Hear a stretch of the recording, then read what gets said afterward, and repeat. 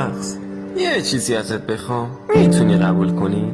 چی میخوای قلب؟ چی رو قبول کنم؟ من هر کی میبینم ازش خوشم میاد. میشه با این موضوع کنار بیای و بپذیری؟ چی داری میگی دیوونه؟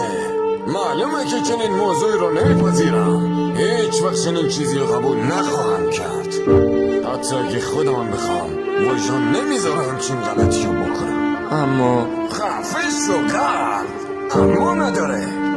قلب هیچ وقت یادت نچه قلب چه موجودی هستی. تو قلب انسانی، انسانیت داشته باش، شرافت داشته باش. متاسفم مغز، تو درست میگی. معلومه که درست میگم. تو بحث رابطه تو فقط باید برای یه نفر به طبیع قلب. امیدوارم دیگه هیچ وقت چنین اشتباهی نکنی.